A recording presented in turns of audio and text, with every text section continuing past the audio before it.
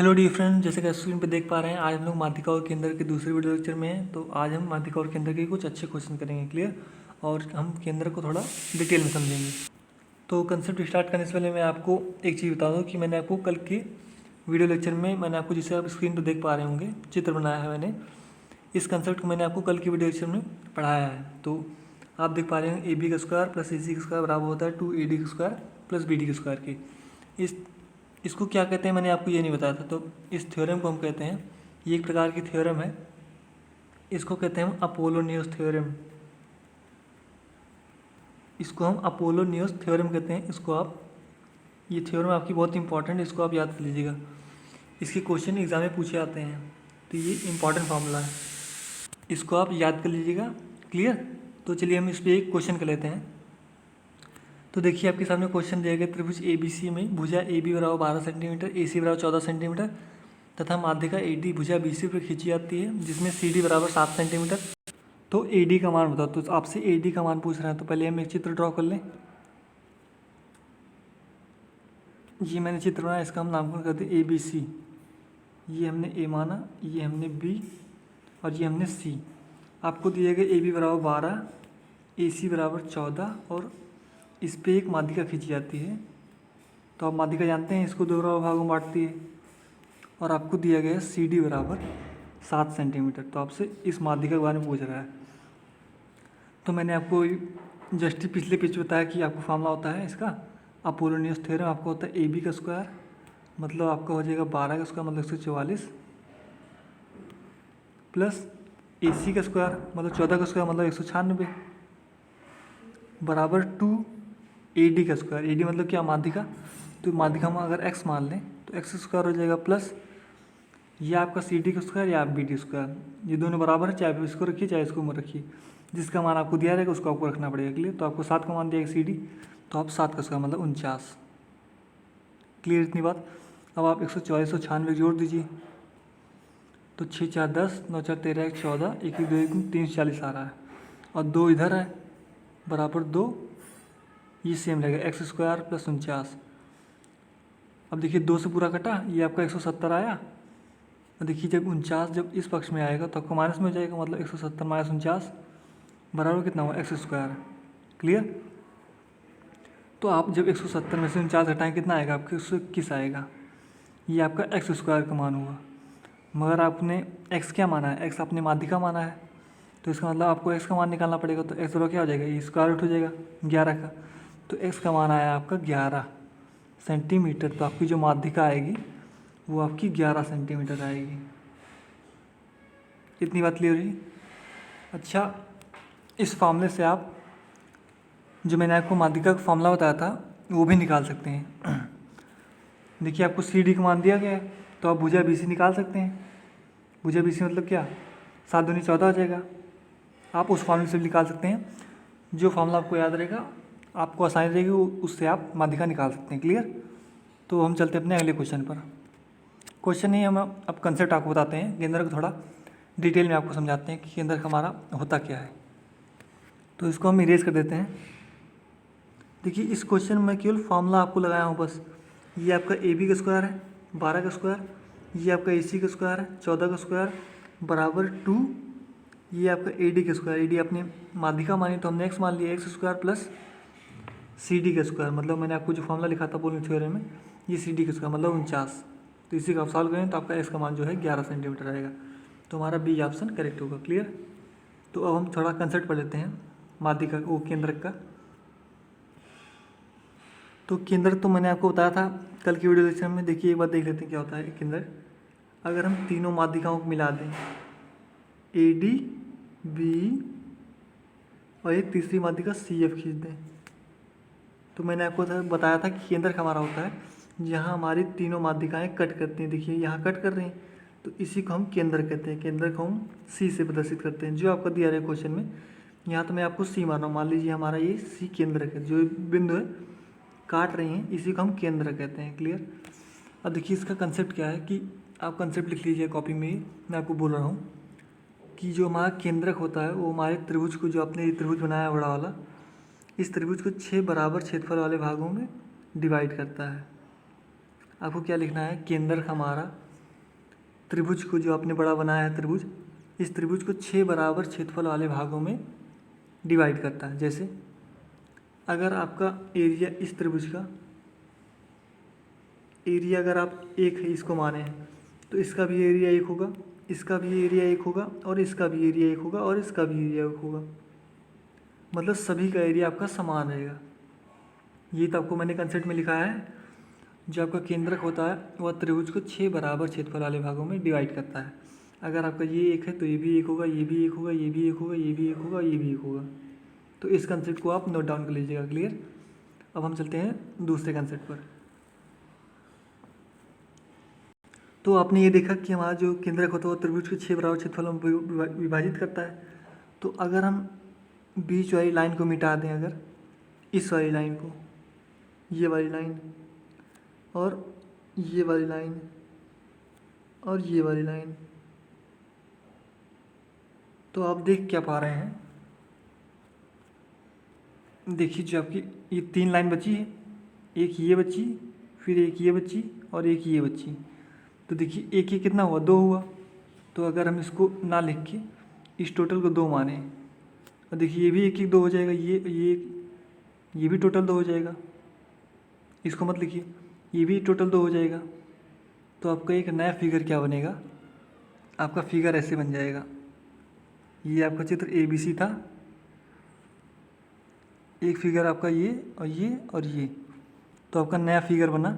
अगर इसका एरिया आपका 2 है तो इसका भी एरिया आपका 2 होगा और इसका भी एरिया आपका 2 होगा। मतलब ये तीनों क्षेत्रफल आपके समान होंगे। क्लियर। ये आपको 2 कुछ भी मान सकते हैं आप, यहाँ 1 मान सकते हैं, कुछ भी, बस आपका समान रहना चाहिए। जैसे हम मान लें ये मैंने आपको चित्र बनाया, तो यहाँ आप 1 मान लें, इसका एरिया 1 होगा तो इसका भी एरिया 1 होगा या इसका भी एरिया 1 होगा। बस आपका यूनिट समान होना चाहिए, चाहे आप जितनी भी बड़ी गिनती माने। क्लियर। तो एक फिगर आपका ये हो गया, और एक त्रिभुज मैंने आपको सबसे पहले बताया कि जो केंद्रक होता है वो त्रिभुज को 6 बराबर क्षेत्रफल में विभाजित करता है। तो एक फिगर वो और दूसरा फिगर ये, तो इसको आप ध्यान रखिएगा। क्लियर। और तीसरा फिगर देखिए क्या है। देखिए तीसरा फिगर क्या है, अगर हम एक चित्र ड्रॉ करें त्रिभुज, ये मैंने चित्र ड्रॉ किया, इसका मैंने नामकरण कर दिया ABC। ये हमारा A हो गया, ये हमारा B, ये हमारा C। तो तीसरे फिगर में आपके क्वेश्चन में कहेगा कि AB का मध्य बिंदु आपका कुछ भी है, ये D मान लीजिए, और AC का मध्य बिंदु E मान लीजिए, और BC का मध्य बिंदु F मान लीजिए। अगर हम इसी मध्य बिंदु को आपस में मिला दें, D को हम E से मिला दें, E को F से मिला दें और D को F से मिला दें, तो ये जो आपका चित्र ड्रॉ हो रहा है मध्य बिंदु से, तो आपसे इसका क्वेश्चन पूछा आता है परीक्षा में। अगर इसका एरिया 1 है तो इसका भी एरिया 1 होगा, और इसका भी एरिया 1 होगा, और इसका भी एरिया 1 होगा। तो इस फिगर को भी आप नोट डाउन कर लीजिएगा, ये भी इम्पॉर्टेंट फार्मूला है, कंसेप्ट है। मैंने आपको क्या होता है, अगर आपके त्रिभुज के मध्य बिंदु दिए गए हैं DEF, अगर इनको मिला दें एक दूसरे से, तो जो क्षेत्रफल इसका होगा, एक इसका होगा, तो एक इसका भी होगा, एक इसका भी होगा, और एक इसका भी होगा। क्लियर। तो मतलब आपका त्रिभुज का टोटल क्षेत्रफल कितना आएगा, 1 2 3 4। तो इस हिसाब से आपका त्रिभुज टोटल क्षेत्रफल आएगा आपका 4।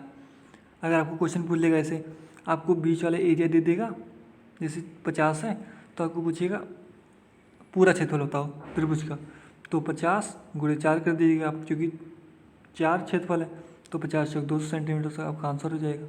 ये आपको कोई भुजा दे देगा, तीनों एक क्षेत्रफल आप निकाल के 4 क्षेत्रफल आप निकाल सकते हैं, क्योंकि 4 क्षेत्रफल है, 1 2 3 4, तो आप निकाल सकते हैं आसानी से। तो मेरे तो आपको समझ में आ गया होगा। अब हम थोड़े क्वेश्चन तरफ आगे बढ़ते हैं, इसके क्वेश्चन कैसे पूछे जाते हैं। क्लियर। अच्छा क्वेश्चन अभी सॉरी एक कंसेप्ट और बचा है, 1 2 कंसेप्ट वो देख लेते हैं, उसके बाद हम क्वेश्चन तरफ आगे बढ़ते हैं। क्लियर। देखिए आपका अगला कंसेप्ट क्या है, मैंने आपको एक बड़ा सा चित्र बनाया है। देखिए आपको मैंने चित्र बनाया है, तीनों माध्यिकाएँ मैंने खींची हैं, AD B और CF, और जो हमारा केंद्रक है उसको हम मान लेते हैं G, ये G मान लेते हैं।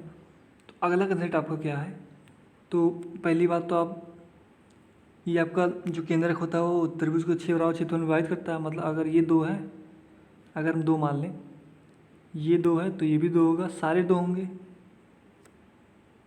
ये भी 2 होगा, ये भी 2 होगा। ये देखिए 6 बराबर भागों में विभाजित करेगा।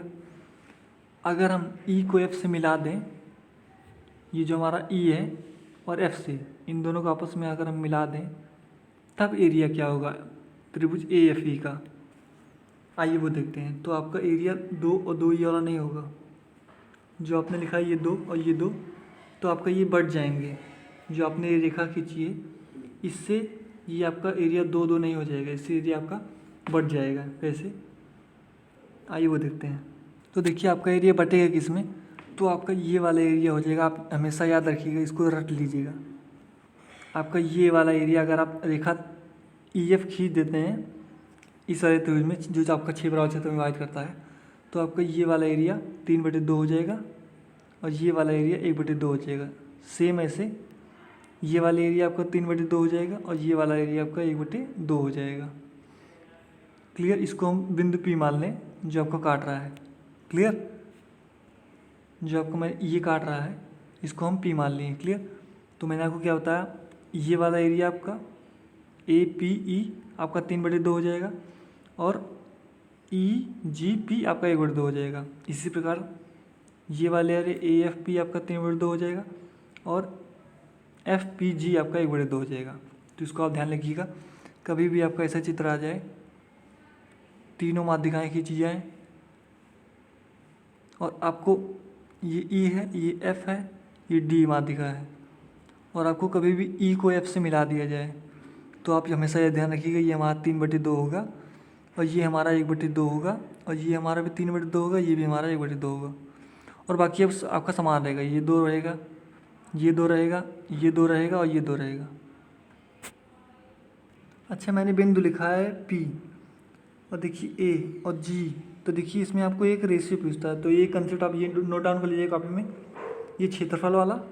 और एक अगला कंसेप्ट आपका है लास्ट कंसेप्ट कि देखिए जो मैंने आपको लिखा है, ये जो आपका AP बन रहा है और देखिए ये PG बन रहा है और GD बन रहा है, मतलब AD तक की लंबाई आपको बटी है AP, PG और GD में, 3 भाग में बटी है। एक आपका AP में है, फिर आपका PG में है, फिर आपका GD में है। तो माध्यिका AD जो है आपकी वो 3 अनुपात में बटी है, मतलब AP, PG और GD। तो इनका अनुपात क्या आता है वो देखते हैं। इनका जो रेशियो होता है बहुत ही इंपॉर्टेंट होता है। तो रेशियो क्या होता है ये वो देखते हैं। इसको मैं इरेज कर देता हूँ।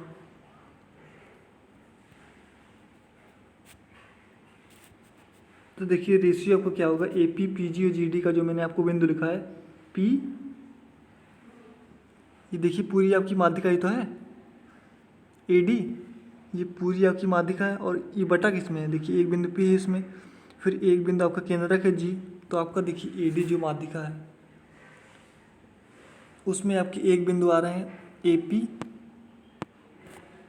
एक ये एक P, मतलब एक AP आ रहा है, फिर एक PG आ रहा है, फिर एक GD आ रहा है, ये वाला और ये वाला। इस AD माध्यिका में आपके 3 बिंदु आ रहे हैं PGD। तो देखिए इनका अनुपात क्या होगा, जो मैंने आपको सामने लिखा है, इनका अनुपात कभी भी क्वेश्चन पूछ लेता है परीक्षा में। तो AP, PG और GD का जो अनुपात होगा वो आपका होगा 3:1:2, 3:1:2। क्लियर, इसको आप नोट डाउन कर लीजिएगा, ये भी फॉर्मूला आपका इंपॉर्टेंट है। तो जो आपका माध्यिका AD है जो बटी भाग में AP, PG और GD में, इनका जो अनुपात होता है आपका 3:1:2 होता है। इसको आप नोट डाउन कर लीजिए। क्लियर, तो अब हम इसके क्वेश्चन तरफ आगे बढ़ते हैं, जो भी अच्छे क्वेश्चन हैं वो देखते हैं। तो देखिए आपको क्वेश्चन दिया गया सामने, त्रिभुज ABC में 3 माध्यिकाएं एक दूसरे को G पर प्रतिच्छेद करती है, जहाँ G आपका केंद्रक है, ये आपको दिया गया क्वेश्चन में। और आपको कह रहा है कि यदि चतुर्भुज FGDB का क्षेत्रफल 18 सेंटीमीटर स्क्वायर है तो त्रिभुज ABC का क्षेत्रफल क्या होगा। तो आइए पहले हम चित्र बना लें। ABC, ये A, ये B और ये C। इसमें कह रहा है 3 माध्यिकाएं खींची गई, AD, फिर BE खींची गई है, फिर CF खींची गई है। तो मैंने आपको बताया था जो आपका केंद्रक होता है वो आपके त्रिभुज को 6 बराबर क्षेत्रफल में विभाजित करता है। अगर आपका ये एरिया 1 है तो सारे 1 होंगे, ये 6 बराबर भागों में तो बट रहा है पूरा त्रिभुज, तो अगर आपका ये 1 होगा तो सारे 1 होंगे। अब आपको कह रहा है कि चतुर्भुज FGDB का क्षेत्रफल 18 सेंटीमीटर स्क्वायर है। मतलब आप अगर ध्यान से देखें इस एरिया का क्षेत्रफल आपसे कह रहा है एफ जी, ये डी और ये बी, इस चतुर्भुज का एरिया आपको दे रहा है 18 सेंटीमीटर स्क्वायर। तो देखिए इसका एरिया यूनिट में कितना है, 1 और 1 कितना हुआ 2, तो आपको 2 यूनिट की वैल्यू आपको दी गई क्वेश्चन में 18 सेंटीमीटर स्क्वायर। ये तो आपको दिया गया, ध्यान से देखिए आप लोग देखिए एफ जी डी बी का क्षेत्रफल आपको दिया गया 18 क्वेश्चन में, और आपको यूनिट में कितनी दी गई है, एक आपने 1 माना है, फिर अपने ये भी 1 होगा, तो इसका मतलब 1 1 2 यूनिट की वैल्यू आपको दी गई 18 सेंटीमीटर स्क्वायर। तो अगर मैं आपसे पूछूं 1 यूनिट वैल्यू कितनी होगी, 1 यूनिट की वैल्यू होगी आपकी 9 सेंटीमीटर स्क्वायर। क्लियर। तो देखिए अगर मैं आपसे त्रिभुज का क्षेत्रफल पूछूं तो पूरे त्रिभुज का एरिया मैंने आपको बताया था क्या होगा, पूरे जुड़ जाएंगे, ये 1 2 फिर 3 फिर 4 5 और 6, क्योंकि ये 6 बराबर भागों में बटा है, तो पूरे त्रिभुज का एरिया जो होगा वो आपका होगा 6 यूनिट। 6 यूनिट तो होगा, 1 1 2 फिर 3 फिर 4 5 6 तो बराबर बटा है, तो आपको 6 यूनिट की वैल्यू निकालना है, क्योंकि आपको त्रिभुज ABC की निकालना है। तो 6 यूनिट की वैल्यू आपको जाएगी 9 × 6, तो 9 × 6 = 54 सेंटीमीटर स्क्वायर आपको होगा त्रिभुज ABC का एरिया। बात क्लियर हुई, तो आपका डी ऑप्शन करेक्ट होगा। क्लियर। तो अब हम बढ़ते हैं अपने अगले क्वेश्चन पर। अच्छा, क्वेश्चन स्टार्ट करने से पहले मैं आपको एक चीज़ बताना भूल गया कि अगर मैं आपसे देखिए इस त्रिभुज में आप देखिए जो मैं आपको चित्र बनाया हूँ ABC, अगर मैं आपसे इस त्रिभुज में EGF का एरिया पूछूँ, मतलब ये वाला EF और G का एरिया अगर मैं आपसे पूछूँ, तो आपने माना क्या है, EFG का एरिया आपने क्या हो जाएगा, ये आपका 1/2 है और ये भी आपका 1/2 है, तो 1/2 कितना हो जाएगा आपका 1 हो जाएगा। इसका मतलब जो आपका EGF का एरिया होगा वो आपका होगा 1/2। और अगर मैं आपसे पूछूं त्रिभुज ABC का एरिया कितना होगा, तो त्रिभुज ABC का एरिया कितना होगा, ये 2 फिर ये 2 4 फिर ये 2 6 फिर ये 8 8 ये तो यहाँ निकल गया, फिर आपका यहाँ भी 2 था पूरा टोटल, फिर यहाँ भी आपका टोटल 2 था, तो 2 × 6 = 12। तो अगर आपसे त्रिभुज ABC का एरिया पूछे तो आपका वो 12 सेंटीमीटर स्क्वायर होगा। तो आप इसको ध्यान रखिएगा, अगर इस फिगर से संबंधित क्वेश्चन आ जाए तो हमेशा आप 2 ही यूनिट मानिएगा, 1 यूनिट मत मानिएगा। तो अगर आप 1 यूनिट मानेंगे तो आपका थोड़ा दशमलव चला जाएगा, जो आपने एरिया बटा है 3/2 1/2 में, इसलिए मैंने इसको सारा आसान करने के लिए 2 यूनिट माना। क्लियर। तो कभी भी क्वेश्चन आ जाए E को F से मिला दें तो आपको हमेशा 2 यूनिट मानना है सभी एरिया को, और जो आपको अगर बांट देगा तो आपका ये 3/2 बटेगा, ये हमेशा ध्यान रखिएगा, और नीचे वाला आपकी 1/2 बटेगा, और आपका AP PG GD का अनुपात होगा 3 1 2। तो ये 2 चीज़ आप हमेशा ध्यान रखिएगा। क्लियर। तो अब हम क्वेश्चन तरफ आगे बढ़ते हैं। देखिए अगला क्वेश्चन आपके सामने दिया गया, त्रिभुज ABC में G केंद्रक है आपको दिया गया तथा माध्यिकाएं BD तथा C एक दूसरे को 90 डिग्री पर कट करते हैं। यदि BG बराबर आपको 15 सेंटीमीटर दिया गया है और GC बराबर 36 सेंटीमीटर, तो त्रिभुज ABC का क्षेत्रफल आपसे पूछ रहा है। क्लियर। ये भी देखो आपको बढ़िया क्वेश्चन है। तो अगर मैं पहले चित्र ड्रॉ कर लें ABC, देखिए इस टाइप का क्वेश्चन मैंने आपको कराया था कल के वीडियो लेक्चर में, मगर इसे थोड़ा सा इजी लेवल का था, ये थोड़ा आपका बढ़िया लेवल का है। तो देखिए आपको BD और C माध्यिकाएं, ये माध्यिकाएं और ये माध्यिकाएं, इसको BD और ये C माध्यिका आपसे कह रहा है ये 90 डिग्री पर कट करती हैं। क्लियर। और आपसे कह रहा है कि BG, देखिए ये G केंद्रक है आपको दिया गया है। क्लियर। और आपसे कह रहा है कि BG बराबर 15, मतलब ये इसका मान 15 सेंटीमीटर दिया गया है, और GC का मान आपको 36 दिया गया है। क्लियर। मतलब आपका इस त्रिभुज में BGC ये आपका समकोण त्रिभुज है, जहाँ आपका ये G 90 डिग्री है और आपका लंब है 36 और आधार है आपका 15। तो आप जानते हैं जो कर्ण होता है हमारा समकोण त्रिभुज में, मतलब BC, तो BC का स्क्वायर अगर हमको BC का मान निकालना है तो हम क्या करते हैं, कर्ण का स्क्वायर बराबर होता है आपका लंब का स्क्वायर प्लस आधार का स्क्वायर। तो मतलब कितना 36 का स्क्वायर प्लस आधार का स्क्वायर मतलब 15 का स्क्वायर। ये तो आपने शुरू से पढ़ा होगा समकोण त्रिभुज में। तो आपका 36 स्क्वायर कितना हो जाएगा 1296 प्लस 15 का स्क्वायर हो जाएगा 225। देखिए 15 36 और 39 का एक ट्रिपलेट होता है, तो इसमें जो कर्ण होगी आपकी 39 होगी। अगर आपको याद है तो आप BC का मान 1 सेकंड में निकाल सकते हैं, अगर आपको नहीं याद है तो आपको ऐसे निकालना पड़ेगा जैसे मैं निकाल रहा हूँ। क्लियर। तो मुझको याद है, मैं आपको एक बार निकाल दिखा दे रहा हूँ। तो जब 1296 और 225 जोड़ेंगे कितना आएगा आपका आएगा 1521। ये आपकी BC की स्क्वायर का मान हुआ। मगर आपको कर्ण का मान निकालना है, तो कर्ण का मान BC होता है। तो BC बराबर क्या हो जाएगा, BC बराबर आपका हो जाएगा 39 सेंटीमीटर। तो देखिए आपका बेसिक से भी 39 आया। बस आपको अगर याद रहेगा ट्रिपलेट तो आपको क्वेश्चन थोड़ा जल्दी सॉल्व होगा। अगर आपको नहीं याद है, थोड़ा देर लगेगा। तो BC का मान आपका है 39 सेंटीमीटर। इतनी बात क्लियर हुई। वैसे यहाँ 39 सेंटीमीटर कोई काम नहीं था, मैं आपको बस निकालने के लिए बता दिया कि आप ट्रिपलेट एक बार याद कर लीजिए।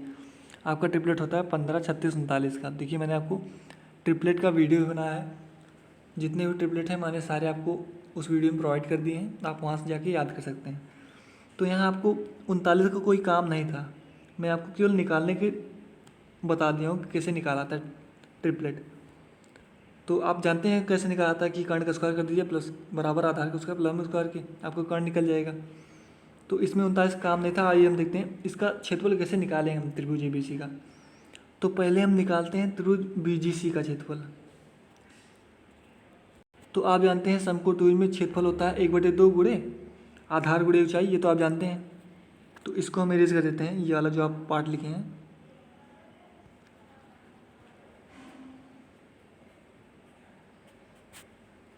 इसको मैंने इरेज कर दिया और मैंने आपसे कहा अगर हमको त्रिभुज ABC का एरिया ज्ञात करना है, ये वाला टोटल एरिया ज्ञात करना है, तो पहले हम इसको निकालते हैं BGC के एरिया।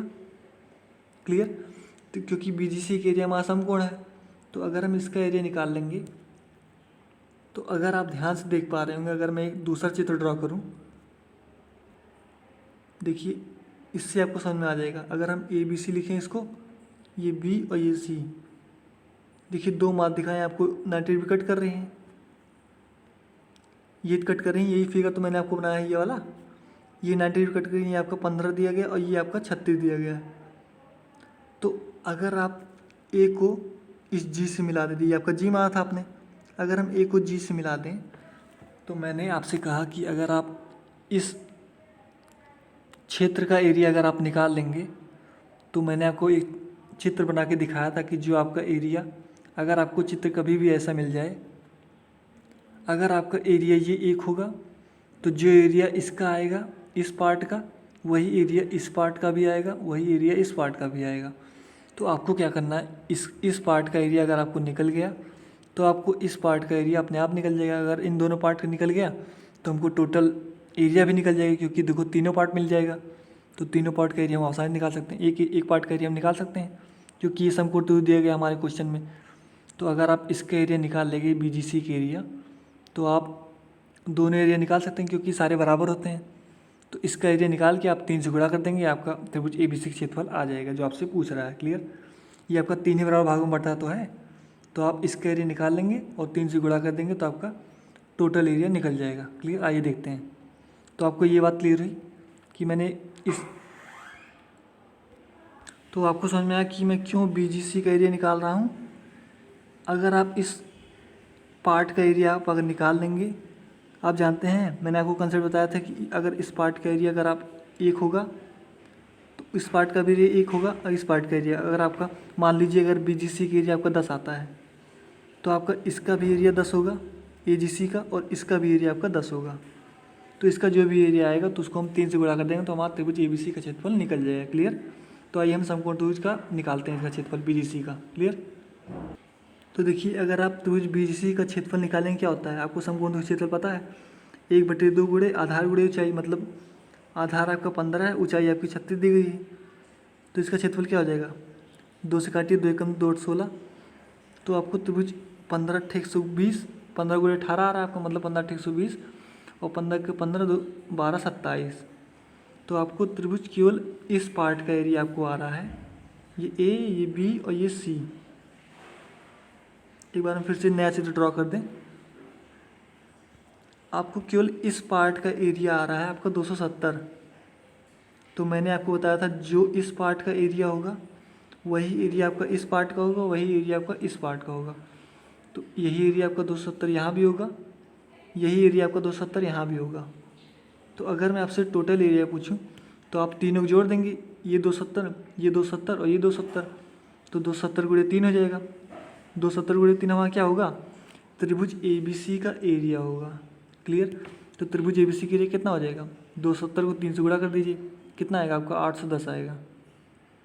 तो जो आपका त्रिभुज ABC का एरिया होगा आपका 810 सेंटीमीटर स्क्वायर होगा। इसका मतलब आपका सी ऑप्शन राइट होगा। क्लियर। तो हम चलते हैं अपने अगले क्वेश्चन पर। तो देखिए आपको अगला क्वेश्चन दिया गया, त्रिभुज ABC में O केंद्रक है, तो तथा माध्यिकाएं ADBCF एक दूसरे को प्रतिच्छेद करते हैं तथा, तो आपसे पूछा है कि त्रिभुज EFO का क्षेत्रफल और त्रिभुज BFC के क्षेत्रफल का रेशियो बताइए। तो आपको रेशियो बताना है। तो पहले हम एक चित्र ड्रॉ कर लें ABC, इसका हम नामकरण कर दें A, ये B और ये C। आपसे कह रहा है 3 माध्यिकाएं हैं AD, BE और CF, 3 माध्यिकाएं हैं। क्लियर। और आपसे कह रहा है कि जिसमें O आपका केंद्रक है, इसका मतलब ये O केंद्रक है। क्लियर।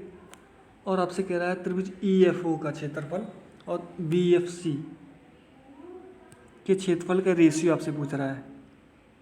तो आपसे पूछ रहा है EFO का क्षेत्रफल और BFC का क्षेत्रफल, मतलब EFO मतलब क्या, आपको मिलाना पड़ेगा EFO। तो मैंने आपको बताया था, देखिए EFO क्षेत्रफल आपका यही बन रहा है। तो मैंने आपको बताया था अगर आपका एरिया ऐसे बन जाए तो आपको यूनिट कैसे मानना है।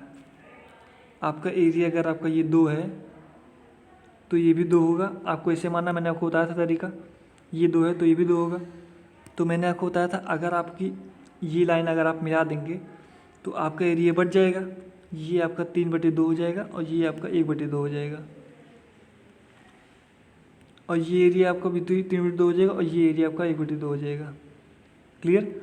तो इस त्रिभुज को आप हमेशा याद रखिएगा। अगर आपका रेखा EF खींच दी जाती है माध्यिका में तो आपका एरिया ये 3/2 बढ़ जाता है और ये 1/2 बढ़ जाता है, और ये एरिया हमारा 2-2 ही रहता है। क्लियर। तो आप हमेशा इसको 2-2 मान के करिएगा तो आपको आसानी होगी। क्लियर। तो आपसे कह रहा है त्रिभुज EFO का क्षेत्रफल, मतलब आप अगर देखिए ध्यान से EFO का क्षेत्रफल मतलब ये इस पार्ट का एरिया, केवल इस पार्ट का एरिया कितना है, 1/2 है प्लस 1/2, तो कितना हुआ टोटल, आधा आधा मिलके 1 बनता है।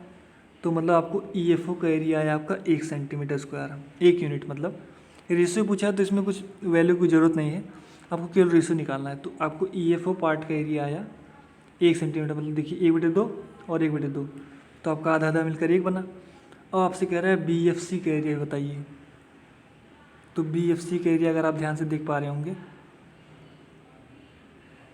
BFC मतलब ये पार्ट का एरिया, BFC ये 2 है, ये 2 है और ये 2 है, तो 2 4 6, 2 4 6 तो हुआ। तो मतलब जो BFC पार्ट का एरिया वो आपका है 6। तो आपका रेशियो बना EFO का आपका 1 बना और BFC का रेशियो बना 6। तो मतलब इसका रेशियो जो आएगा आपका 1:6 आएगा। यही हमारा आंसर हो जाएगा। क्लियर। तो हमारा B ऑप्शन करेक्ट होगा। क्लियर। तो इसी टाइप का एक क्वेश्चन हम और लेते हैं। तो देखिए आपको अगला क्वेश्चन देगा, त्रिभुज ABC में G केंद्रक है, ADB तथा CF माध्यिकाएं यदि PG बराबर 4 सेंटीमीटर तो AP प्लस GD का मान बताइए। तो देखिए आपको डायरेक्टली आपसे पूछ लिया गया है उस रेशियो को जो मैंने आपको लिखाया था, AP PG GD, जो आपको AD माध्यिकाएँ जिसमें आपको दिखी थी, AD माध्यिकाएँ आपको AP थी, PG थी और GD थी, तो उसी पे आपको डायरेक्टली सवाल पूछ लिया गया है। तो उसी पे आपको सवाल लगाना है, वही रेशियो आपको अप्लाई करना है। तो फिगर आपको दिया गया लेकिन मैं आपको बनाऊंगा नहीं, आप वैसे मैंने आपको बनाया था एक बार, चलिए मैं आपको बना देता हूँ एक बार। ये A, ये B और ये C। क्लियर। इसमें आपको दिया गया है ADB C माध्यिकाएँ हैं, ये D है, ये B है और ये CF है, ये माध्यिकाएँ हैं। और ये बिंदु आपने P मारा था और ये बिंदु आपकी केंद्रक होती है, जानते हैं आप। आपको दिया गया ये AP का मान, सॉरी इस PG का मान आपको दिया गया 4 सेंटीमीटर। आपको PG का मान आपको 4 सेंटीमीटर दिया गया है। क्लियर। और आपने लिखा था, अगर आपको याद हो, AP PG और GD का रेशियो आपने लिखा था क्या, आपने AP/PG/GD का रेशियो लिखा था 3:1:2। तो देखिए PG का रेशियो जो आपका 1 है, इसका मतलब 1 की वैल्यू आपको दी गई 4 सेंटीमीटर। इसका मतलब 1 की वैल्यू आपको दी गई 4 सेंटीमीटर। क्लियर? मतलब आपको PG की वैल्यू 4 सेंटीमीटर दी गई, तो देखिए 1 यूनिट लिखें तो 1 यूनिट की वैल्यू आपकी 4 सेंटीमीटर। तो आपसे कह रहा है AP+GD का मान बताइए। तो पहले आपको AP का मान निकालना पड़ेगा। AP की यूनिट है आपकी 3। तो अगर 1 यूनिट वैल्यू आपको 4 सेंटीमीटर दी गई तो आपको 3 यूनिट निकल जाएगी नहीं निकल जाएगी? तो 3 यूनिट वैल्यू कितनी होगी? 3 चौके 12 सेंटीमीटर। इसका मतलब आपका AP बराबर आया 12 सेंटीमीटर। क्लियर? ये आपका रेशियो है। क्लियर? आपका देखिए एक रेशियो का मान आपको दिया गया था 4, तो मैंने 1 के स्थान पे 4 लिखा। 1 की वैल्यू आपको 4 दी गई है। तो अगर आपको 1 की वैल्यू 4 दी गई है, हमको AP का मान निकालना है। AP का मान हमको रेशियो में 3 हम निकाले थे। तो 3 यूनिट वैल्यू कितनी होगी? 3 चौके 12 हो जाएगा, गुणा हो जाएगा। तो अगर आपका AP का मान 12 हो गया और आपसे GD का मान ही पूछ रहा है, AP+GD निकालना हमको, तो हमको GD का मान निकालना पड़ेगा। तो देखिए GD का रेशियो आपका 2 आ रहा है। तो आपने 1 यूनिट वैल्यू 4 निकाली है, तो 2 यूनिट वैल्यू कितनी होगी? गुणा हो जाएगा, 4 दूनी 8। तो इसका मतलब जो GD का मान आपका आएगा वो 8 सेंटीमीटर आएगा। क्लियर? तो अगर आपका GD का मान 8 सेंटीमीटर आ गया और AP का मान 12 सेंटीमीटर आ गया, तो अगर आपसे मैं AP+GD पूछूं तो कितना हो जाएगा? जुड़ जाएगा 12 + 8। इसका मतलब जो आपका AP+GD का मान आया है वो आपको 12, 8, 20 सेंटीमीटर। ये हमारा आंसर हो जाएगा। तो हमारा फर्स्ट ऑप्शन करेक्ट होगा। क्लियर? बात क्लियर हुई? और मुझे तो आपको समझ में आ गया होगा। देखिए टोटली रेशियो मेथड का सवाल है। जो मैंने आपको रेशियो बताया था उसी रेशियो पे आपको सवाल दिया गया है। क्लियर? तो हम बढ़ते हैं अपने अगले क्वेश्चन पर। देखिए अगला क्वेश्चन आपको दिया गया है, इसमें चित्र आपको नहीं दिया गया है, आपको इसमें खुद बनाना चित्र। त्रिभुज ABC में G केंद्रक है और ADBC माध्यिकाएँ हैं और त्रिभुज ABC का एरिया आपको 180 सेंटीमीटर स्क्वायर दिया गया। और आपसे पूछा है त्रिभुज AFE का क्षेत्रफल बताओ। आपको AFE का क्षेत्रफल आपसे पूछ रहा है, तो आप कैसे निकालें? तो पहले हमको एक चित्र ड्रॉ करना पड़ेगा। ABC, ये A, ये B और ये C। इसमें आपको दिया गया ADBC माध्यिकाएँ हैं, B और CF माध्यिकाएँ हैं। तो आपसे पूछ रहा है, आपको टोटल एरिया दिया गया है 180 सेंटीमीटर स्क्वायर और आपको AFE का एरिया निकालना है। मतलब AFE मतलब क्या? तो हमको F को E से मिलाना पड़ेगा। मतलब इस पार्ट का एरिया आपसे पूछ रहा है, AFE पार्ट का एरिया आपसे पूछ रहा है। तो मैंने आपको बताया था अभी इसके पिछले क्वेश्चन में, अगर आपको इस टाइप का फिगर मिल जाए तो आपको मैंने बताया था आपका टोटल एरिया जो होता है, टोटल एरिया आपका होता है 12 सेंटीमीटर स्क्वायर, क्योंकि आप 2-2 यूनिट मानते हैं। टोटल एरिया 12 यूनिट होता है। टोटल एरिया आपका 12 यूनिट होता है, मतलब त्रिभुज ABC का एरिया।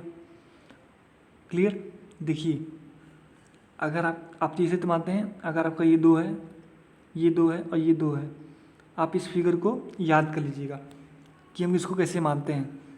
इसको 2 माना है, इसको 2, फिर इसको 2, फिर इसको 2। और मैंने आपको बताया था ये इस पार्ट का एरिया हमारा बढ़ जाता है। अगर ये हमारा 3/2 होगा तो ये हमारा 1/2 हो जाएगा। ये हमारा 3/2 है तो ये भी हमारा 1/2 हो जाएगा।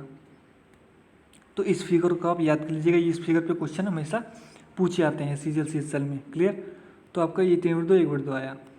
तो आपसे कह रहा है त्रिभुज ABC का एरिया हमको 180 सेंटीमीटर स्क्वायर दिया गया है। तो आप जानते हैं, ये देखिए हमारा जो टोटल एरिया है, तो अगर हम इसको ऐड करें कितना आएगा?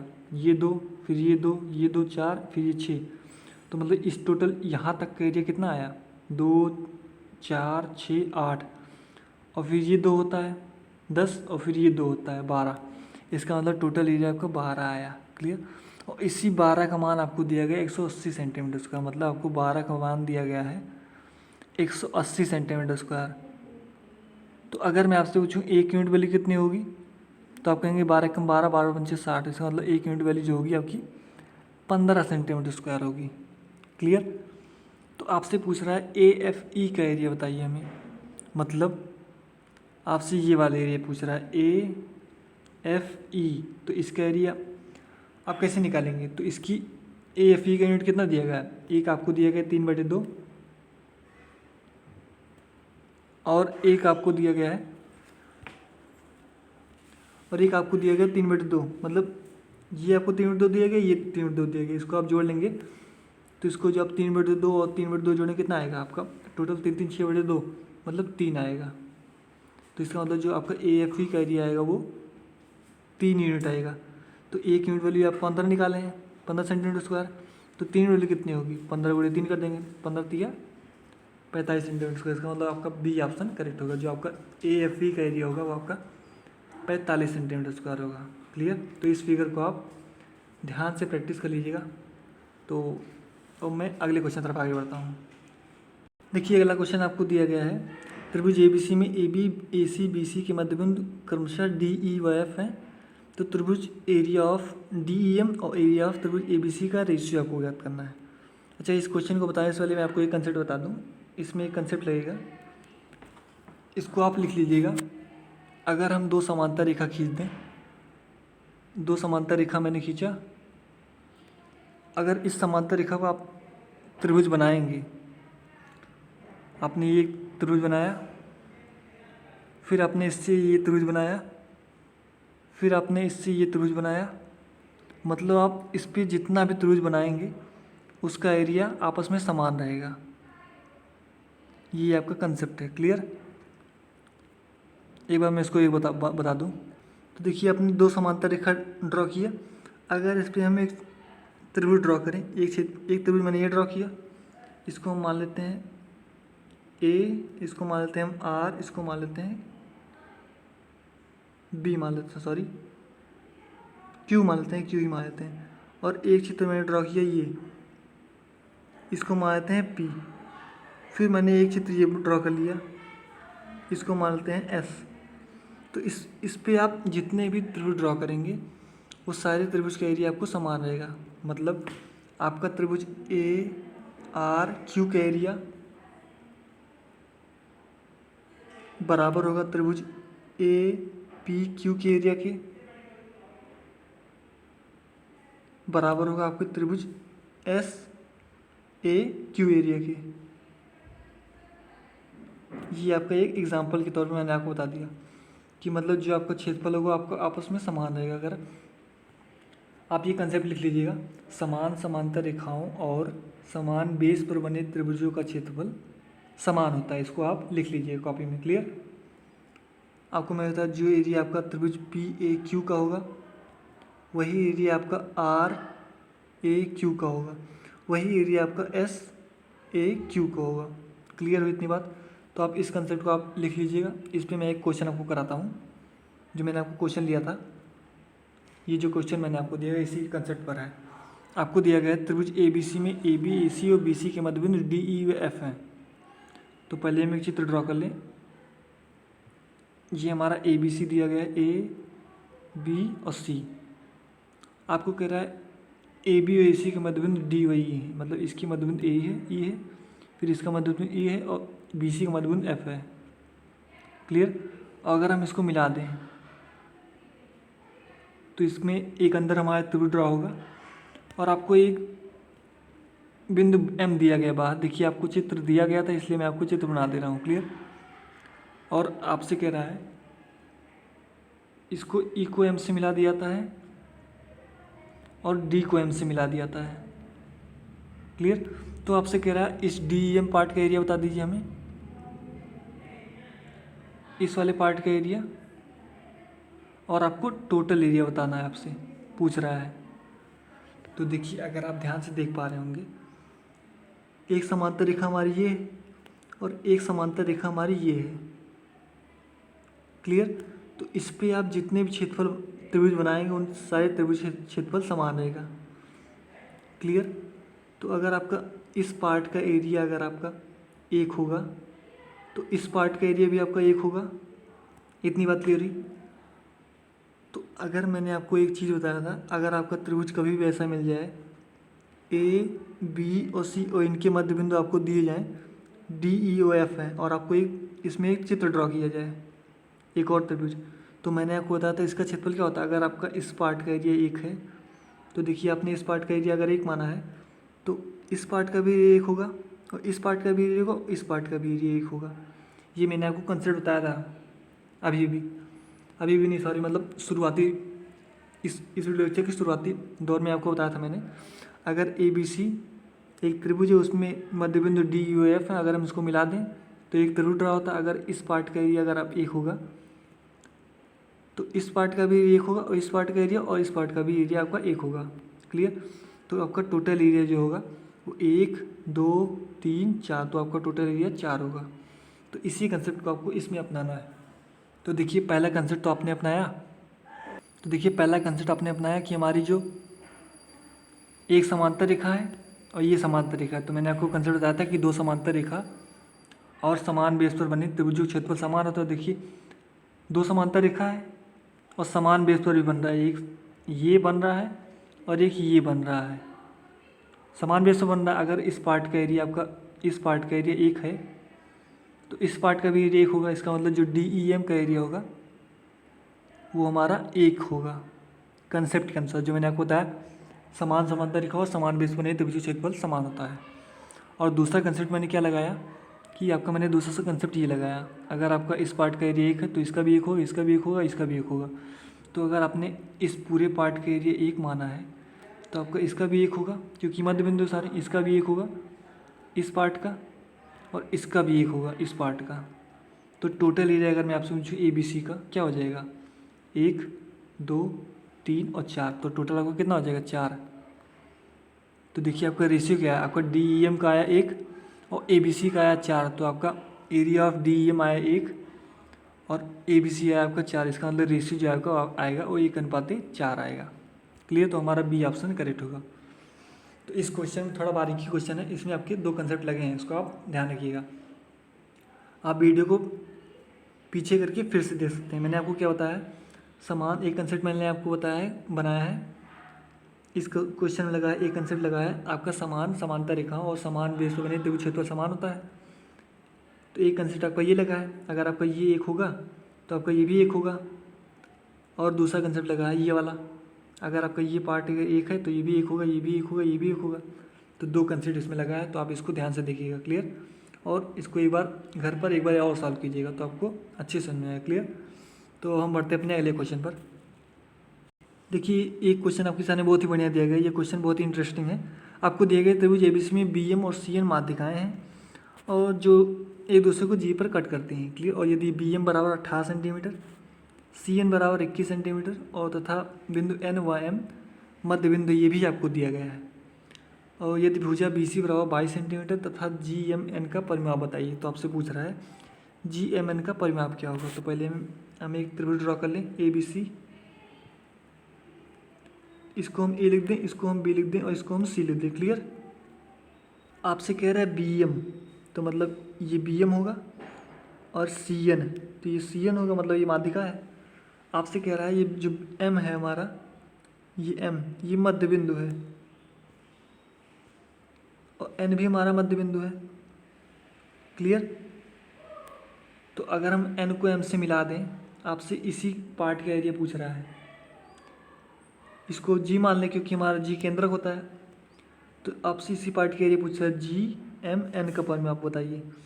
तो GMN का परिमाप देखिए, अगर हम अलग चित्र बना दें, इसी पार्ट का एरिया आपसे पूछ रहा है GMN का, तो ना हमको इसका मान पता है, ना ही हमको इसका मान पता है, ना ही इसका मान पता है।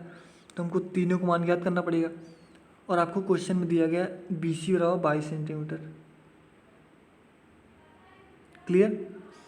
तो अगर N व M मध्य बिंदु है आपका और BC बराबर 22 सेंटीमीटर, तो अगर आपको याद हो, मैंने आपको बताया था अगर आपका N व M मध्य बिंदु हो कोई भी त्रिभुज में, आपका इस त्रिभुज में अगर आपका M व N मध्य बिंदु होता है तो आपका NM की वैल्यू क्या होती है, हाफ BC। आपका जो NM की वैल्यू होती है वो BC की आधी होती है। ये मैंने आपको प्रॉपर्टीज़ ऑफ ट्रायंगल में बताया था, आप वहाँ जाके देख सकते हैं अगर आपने नहीं देखा है। ये आपका एक कंसेप्ट होता है। अगर आपका N व M मध्य बिंदु है तो आपको जो NM की वैल्यू होती है या MN की वैल्यू होती है वो आपकी BC की आधी होती है। तो BC का मान आपको 22 दिया गया है, तो इसका मतलब जो आपका NM की वैल्यू होगी, इसकी वैल्यू वो आपकी 11 सेंटीमीटर होगी। इतनी बात क्लियर हुई? तो इसका मतलब इसका मान आपको आ गया 11 सेंटीमीटर। NM की वैल्यू 11 सेंटीमीटर आ गई, क्योंकि हमको GMN का परिमाप ज्ञात करना है। परिमाप मतलब तीनों भुजाओं की योग, हमको भी एक ही भुजा मिली है, तो हमको इसका भी मान निकालना पड़ेगा और इसका भी मान निकालना पड़ेगा। तो इन दोनों का मान हम कैसे निकालते हैं, आइए वो देखते हैं। तो इसको मैं इरेज कर देता हूँ।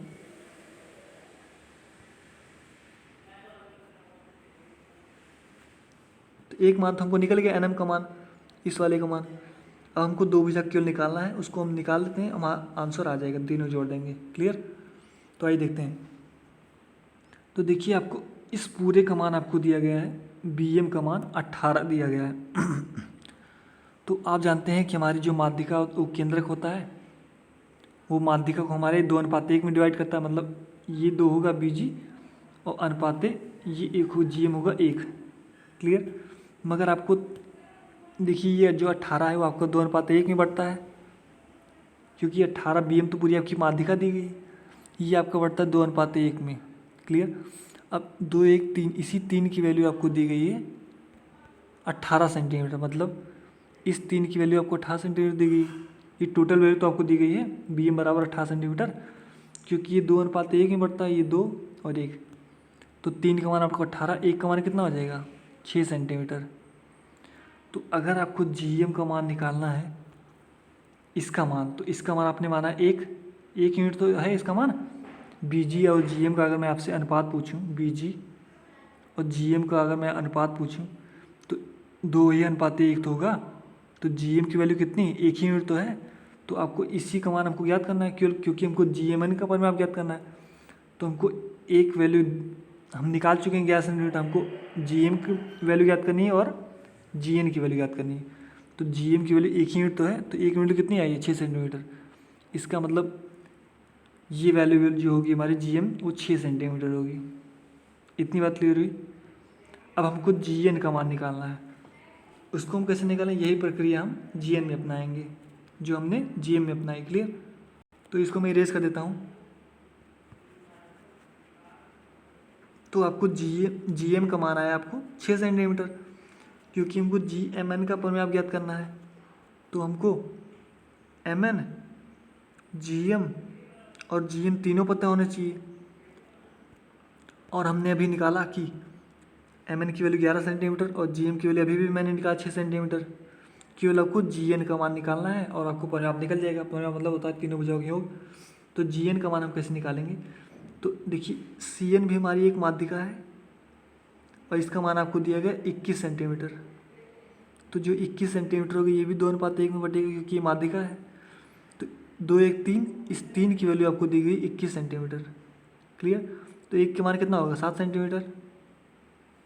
तो ये 2:1 में बढ़ता है, तो इसका मतलब 1 की वैल्यू तो GN है। तो इसका मतलब जो GN का मान आपका आएगा वो आपका आएगा 7 सेंटीमीटर। क्लियर। अब आपका GN का मान 7 सेंटीमीटर आ गया और GM का मान आपने 6 सेंटीमीटर निकाला है और MN की वैल्यू आपने कंसेप्ट से निकाला 11 सेंटीमीटर, BC का आधी होती है। अब इसी का आपसे परिमाप पूछा है, मतलब इसका और इसका योग हो जाएगा परिमाप। तो 11, 6, 17, 7, 24, 11 + 6 + 7, इसको आप जोड़ेंगे तो आपका परिमाप निकल जाएगा। मतलब 24 आपका परिमाप आएगा GMN का। तो आपका C ऑप्शन करेक्ट होगा। क्लियर। तो अगर आपको समझ में नहीं आया है तो आप वीडियो को फिर से देख के एक बार फिर से सॉल्व कर सकते हैं, देख सकते हैं। क्लियर। आप एक बार घर पे जाके एक बार फिर से इन क्वेश्चनों को सॉल्व कीजिएगा, तो आपको क्वेश्चन सॉल्व करने में थोड़ी आसानी होगी। देखिए प्रैक्टिस मैथ में बहुत इंपॉर्टेंट है, अगर जितनी आप प्रैक्टिस करेंगे उतनी आपको मैथ आएगी। क्लियर। तो हम बढ़ते हैं अपने लास्ट क्वेश्चन पर। आपको देखिए लास्ट क्वेश्चन दिए गए, त्रिभुज ABC में G केंद्रक है, भुजा BC पर बिंदु PQR इस प्रकार है कि BP बराबर PQ बराबर QR बराबर RC है। देखिए ये भी क्वेश्चन आपको बहुत ही इंपॉर्टेंट है, बहुत ही इंटरेस्टिंग है। आपको देखिए क्वेश्चन अगर मैं फिगर बना दूं, आपको फिगर नहीं दिया गया मगर मैं आपको बना दे रहा हूँ। आपको दिए गए ABC एक त्रिभुज है जिसमें आपके BC पर बिंदु PQR है, मतलब एक बिंदु P हमारा यहाँ पे है, फिर एक Q बिंदु हम यहाँ मान लें, एक बिंदु R यहाँ मान लें। क्लियर। और इसमें आपको G केंद्रक दिया गया, तो अगर हमें एक यहाँ G कहीं मान लें, G केंद्रक है हमारा, तो यहाँ मान ले रहे हैं। क्लियर।